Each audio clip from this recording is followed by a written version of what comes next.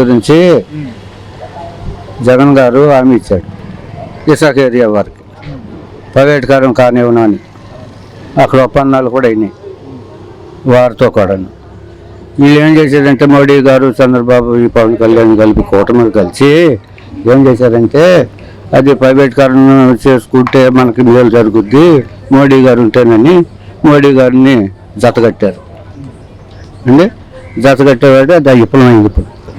ఎందుకంటే ఆయన మొట్టమొదటి నుంచి మోడీ గారు దాన్ని ప్రైవేటీకరణ చేయాలని ఉద్దాంతంలో ఉన్నాడు.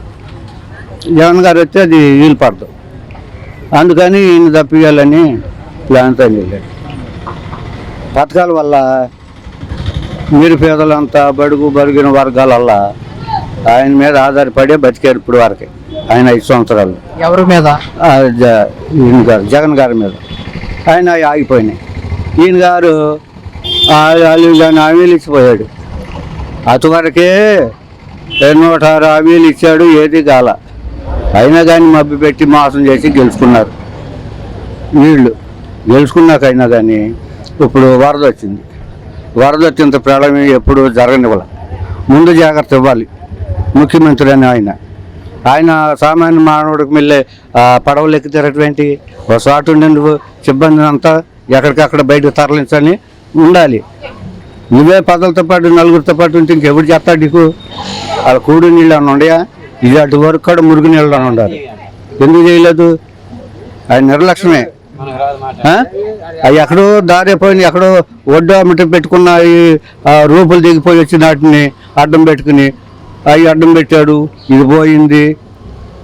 ఆ దిమ్ములు బగలు కొడితే ఇదంతా నాశనం చేస్తానికి అటువరకు చేసిన ముఖ్యమంత్రి ఎందుకుంటాడంటే? అటువరకు ప్రజలతో ముఖ్యమంత్రి చేసిన మనిషి ప్రజలు నాశనం చేయటానుకుంటాడా? ఇవన్నీ అపోహ కల్పాలు, తప్పుడు రాజకీయాలతో కుట్ర అయ్యారు. అది కాదండి. జగన్మోహన్ రెడ్డి కానివ్వండి, వైసీపీ పార్టీ వాళ్ళు కూడా ప్రభుత్వం మొత్తం విఫలం అయిపోయింది వరద బాధ్యులు సాయం చేయటంలో అని చెప్పేసి అంటారు. నిజమేనంటారా? ఎవరనేది? జగన్మోహన్ రెడ్డి.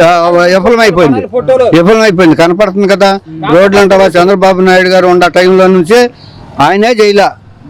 పుసరాళ్ళు అప్పుడే ఈ మద్దూరు రోడ్డు కొలగిచ్చి ఆఫ్ చేసి కూకున్నాడు.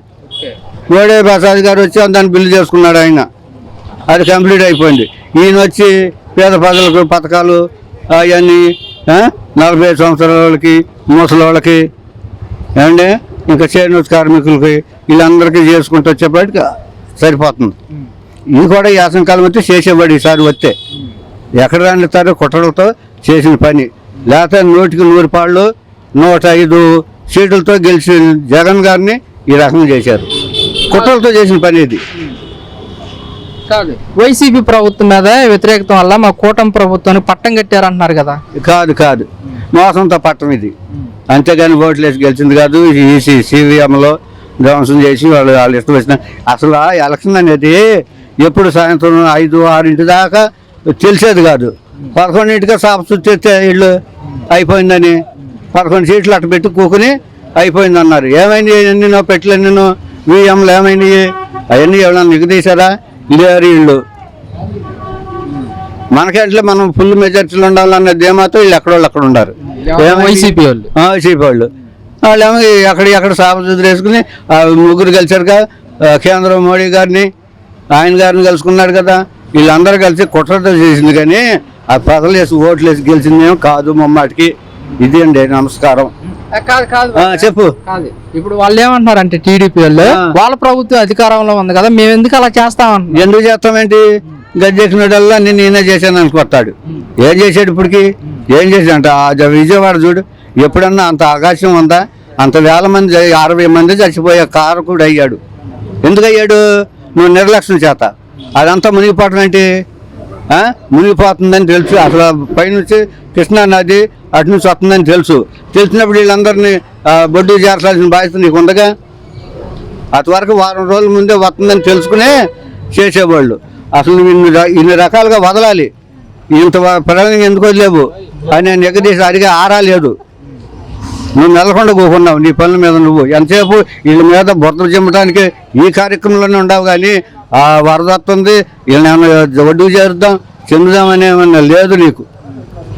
కాదు, గత వైసీపీ ప్రభుత్వం వల్లే బుడిమేరకి బాగా వరద వచ్చిందని చెప్పేసి అంటున్నారు కదా. వరద వచ్చిందా సాపి కానీ పొలాల మీద ఉంటే ఎక్కువన్నా వెళ్ళిపోయింది.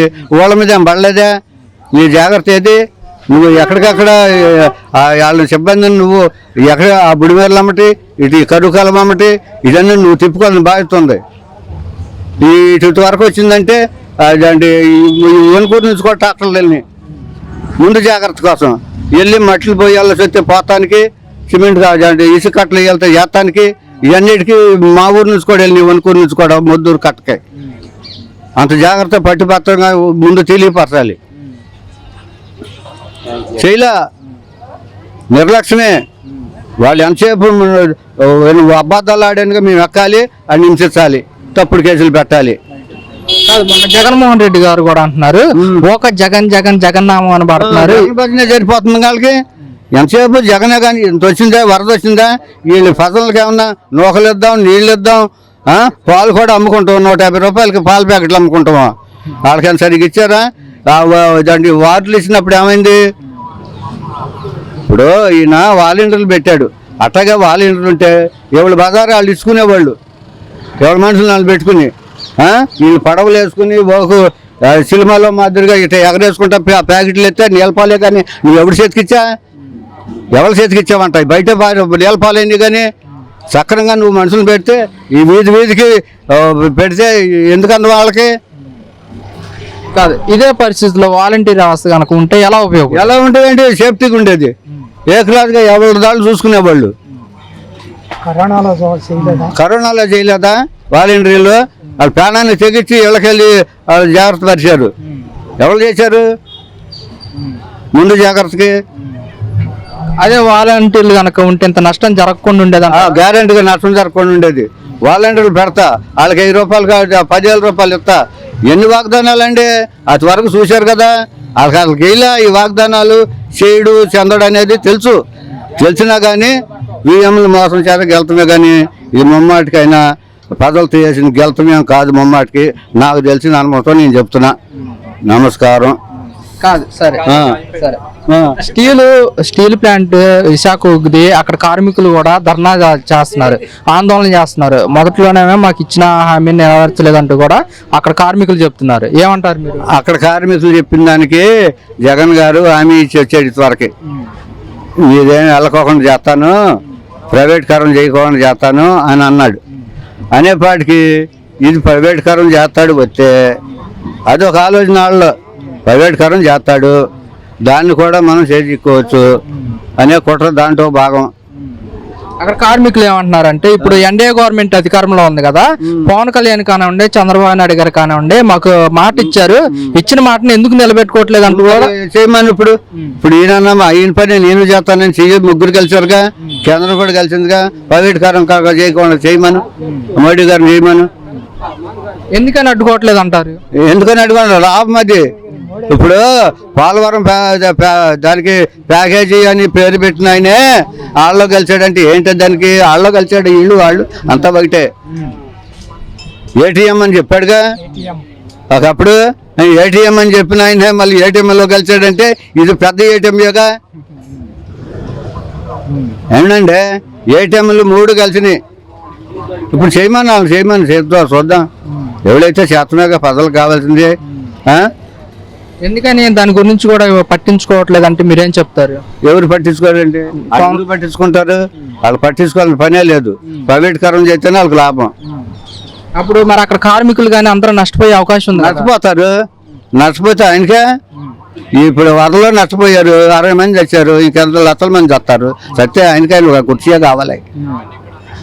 మరి వైసీపీ కూడా సంఖ్యాబలం ఉన్నా కానీ ప్రైవేటీకరణ కాకూడదని కూడా అప్పుడు ప్రభుత్వంలో అడ్డుపడింది. వైసీపీ అడ్డుపడింది ప్రైవేట్ కారణ కాకూడదని. అదే పట్టుదలతోనే ఉండేది. వచ్చినట్టయితే ఆ పని మీదే ఉండేవాళ్ళు. ఉండటానికి చేయి సరిపోయింది. మరి మేమేం చేస్తాం? ఇంకా ఆయన చేయటానికి వీళ్ళు కాదు. ఆయన ఏం చేస్తాడు? ఆయన మాట లెక్క చేయరు. ప్రతిపక్షంగా ఉన్నాడు కదా, ప్రతిపక్షం కూడా లేదు, చాలదు. అయితే అక్కడ వాళ్ళు కార్మికులు ఏమంటున్నారంటే అక్కడ కార్మికులు ఇప్పుడున్న చంద్రబాబు నాయుడు గారు కానివ్వండి పవన్ కళ్యాణ్ గారు కానివ్వండి కేంద్ర ప్రభుత్వానికి అనుకూలమా లేకపోతే వ్యతిరేకమా అంటూ కూడా వాళ్ళు చేస్తున్న కామెంట్. వాళ్ళ చేస్తాడని ఆశ అటు ఉంటారు. ముగ్గు ఎదురు తిరిగితే పని జరగదు కదా. చేయమని అడుగుతారు, మళ్ళీ కొంతమంది ఏమో మేము చేయమని నిఘాపుతూ ఉంటారు. మరి అలా వీళ్ళు ఏం చేస్తారంటే నిఘా ఉండే వాళ్ళని ఎదురు తిరిగిన వాళ్ళేమో కేసులు పెడతారు, వాళ్ళకేమో దొడ్డు వాళ్ళంబడి తిరిగే వాళ్ళకేమో అట్ట మేతేసి ముస్తారు అట్ట అంతే. మరి అలా చేయకుండా ఉంటే మరి ఇచ్చిన మాట తప్పినట్లు ఎన్ని మాటలు తప్పలా? వీళ్ళ కొత్త ఏంటి చంద్రబాబు నాయుడు గారికి మాటలు తప్ప ఇక కొత్త ఏంటి? రాష్ట్రం అంతా తెలుసు, ఈ దేశాలు కూడా తెలుసు. అదేంటండి ఆయన 3 సార్లు ముఖ్యమంత్రి ఏంటండి నువ్వు చెప్పేది ఏంటి? ఆయన ఇష్టం మన ఇష్టమా? కూలికి తీసుకెళ్తాడు నన్ను ఒక రైతు, ఎన్నో ఆశలు చెప్తాడు, తీసుకెళ్తాడు. పొద్దుకు మాలి మామూలు కూలీ ఇస్తాడు. అవి ఇస్తానన్నావు ఇస్తానన్నాడు, నీకు ఇస్తానన్నది ఇచ్చానంటాడు. ఏం చెప్తా? అంతే, ఇది పద్ధతి. ఏంటంటారు మరి ఇచ్చిన పథకాలు అమలు చేసే అవకాశం పదే లేదు. నీళ్ళ చల్లాడికి పోతా ఉంటాయి, ఆ వరదలో పోయినాడు పోతా ఉంటాయి. ఆయన కార్యక్రమం అంతా ఈయన దుమ్మెత్తిపోతాం, వీళ్ళు ఎమ్మెల్యే మీద కేసులు పెట్టడం, ఈయన చిత్రవాసం చేయటం, ఈ పని మీదే ఉంటాడు. కానీ ప్రజల పరిపాలన కాదు ఇది. వాళ్ళని టార్గెట్ చేసే పరిపాలన. వాళ్ళు వచ్చా పోపెత్తాడు. వాళ్ళని అందరినీ వైసీపీ అనే ముద్ర వేసుకున్న నల్ల లాగి కొడతారు. కొట్టని చేసేది ఏముంది? ఎన్నాళ్ళు కొడతాడు, తర్వాత ఇక రాదా? వేరే వాళ్ళు రారా? వచ్చినప్పుడు వాళ్ళు చూస్తారు. ఇప్పుడు ఆ రకంగా అనుకుంటే జగన్ గారు